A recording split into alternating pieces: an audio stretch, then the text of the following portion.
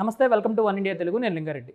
కేంద్ర ఆర్థిక మంత్రి నిర్మలా సీతారామన్ ఈరోజు 2026-2027 సంవత్సరానికి సంబంధించి బడ్జెట్ను లోక్సభలో ప్రవేశపెట్టడం అయితే జరిగింది.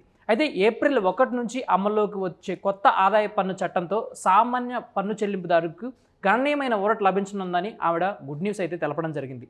పన్ను వ్యవస్థను మరింత సరళీకృతం చేసి ప్రతి ఒక్కరికి సులభంగా రిటర్నులు దాఖలు చేసుకునేలా మార్పులు తీసుకువచ్చినట్లు ఆవిడైతే స్పష్టం చేయడం జరిగింది. ఈ సరళీకృత ఆదాయ పన్ను నిబంధనలతో త్వరలో అధికారికంగా నోటిఫై చేయడం కూడా జరుగుతుందని ఆవిడ స్పష్టం చేశారు.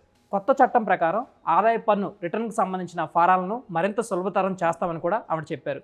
సామాన్య ఉద్యోగులు, చిన్న వ్యాపారులు కూడా ఎలాంటి సాంకేతిక ఇబ్బందులు లేకుండా ఇన్కమ్ ట్యాక్స్ రిటర్న్స్ దాఖలు చేసుకునేలా ఫారాల రూపకల్పన జరుగుతుందని స్పష్టం చేశారు. ఈ మార్పులతో పన్ను చెల్లింపుదారులపై ఉన్న భారం తగ్గుతుందని ప్రభుత్వం భావిస్తుంది. అయితే పన్ను చెల్లింపుదారులకు సంబంధించి మరో ముఖ్యమైన వెసులుబాటుగా చూసుకుంటే సవరించిన ఆదాయ పన్ను రిటర్న్ దాఖలకు సంబంధించిన గడువుని పెంచుతున్నట్లు నిర్మలా సీతారామన్ ప్రకటించారు. ఇప్పటివరకు డిసెంబర్ 31తో ముగిసే గడువుకు సంబంధించి ఉన్న డెడ్లైన్ ఏదైతే ఉందో దాన్ని మార్చి 31 వరకు పొడిగించారు. అయితే ఈ మార్చి 31 వరకు సంబంధించి ITR 1, ITR 2 రెండు దాఖలకు సంబంధించి జూలై 31 వరకు యథావిధిగానే కొనసాగించుకోవచ్చని కూడా ఆవిడైతే స్పష్టం చేయడం జరిగింది.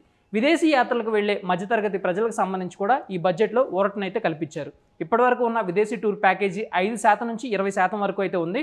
దీనిపైన TCS రేట్ను కూడా భారీగా తగ్గించారు. 2%కి దాన్ని పరిమితం చేస్తున్నట్లు నిర్మలా సీతారామన్ ప్రకటించడం కూడా జరిగింది. దీంతో విదేశీ ప్రయాణాల ఖర్చు కొంతమేర తగ్గే అవకాశం అయితే స్పష్టంగా కనిపిస్తుంది. ఇక కీలకంగా ఉన్న విద్యా వైద్య రంగాలకు సంబంధించి మొత్తం TDSని కూడా ప్రభుత్వం తగ్గించింది. ఇప్పటి వరకు 5%గా ఉన్న TDSను 2%కి తగ్గించారు. అలాగే మ్యాన్ పవర్ సరఫరా చేసే సంస్థలపై ఉన్న TDS రేటును కూడా చిన్న వ్యాపారులకు ఊరట కలిగించే విధంగా దానిలో కూడా తగ్గుదల అయితే చేశారు.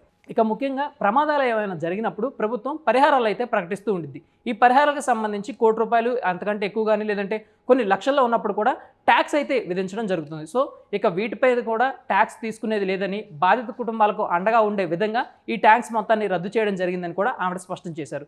మరోవైపు చిన్న పన్ను చెల్లింపుదారుల కోసం ప్రత్యేక పథకాన్ని తీసుకురానున్నట్లు స్పష్టం చేశారు. ఈ పథకం ద్వారా చిన్న మొత్తంలో ఉన్న పన్ను బాకీలు ఉన్నవారికి సరళమైన పరిష్కార మార్గాన్ని అయితే అందించబోతున్నారు.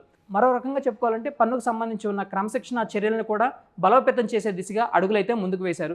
నాన్ రెసిడెంట్లు ఎవరైతే NRIలు ఇక్కడ ఆస్తులు కొనుగోలు లేదంటే విక్రయాలు చేసేటప్పుడు ఉన్న TDS సంబంధించి వాటిని కొంత ఎగవేతలు కూడా జరుగుతూ ఉన్నాయి. వాటి పట్ల కూడా కఠినంగా వ్యవహరించబోతున్నామని అయితే ఆవిడ స్పష్టం చేశారు. మరో విషయం ఏంటంటే విదేశాల్లో వాళ్ళకి సంబంధించి ఉన్న ఆస్తుల వివరాలను కూడా ఇక్కడ ఖచ్చితంగా మెన్షన్ చేయాలి.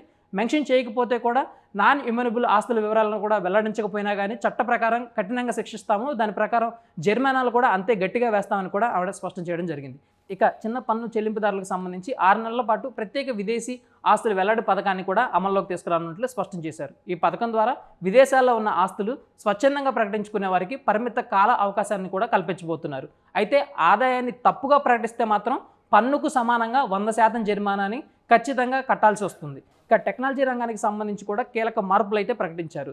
IT enabled services, knowledge process outsourcing సాఫ్ట్వేర్లకు సంబంధించి, కాంట్రాక్ట్ R&D సేవలకు సంబంధించి ఒకే విధమైన కేటగిరీలోకి తీసుకురానున్నట్లు, ఇవన్నీ ఒకే కేటగిరీగా పరిగణించబడతాయని కూడా ఆవిడైతే స్పష్టం చేశారు. వీటన్నిటిని సేఫ్ హార్బర్గా ఒకే ఫ్రేమ్వర్క్ కిందకి తీసుకొస్తామని, దాంతోపాటుగా 15% సాధారణ మార్జిన్ను నిర్ణయించామని కూడా చెప్పారు.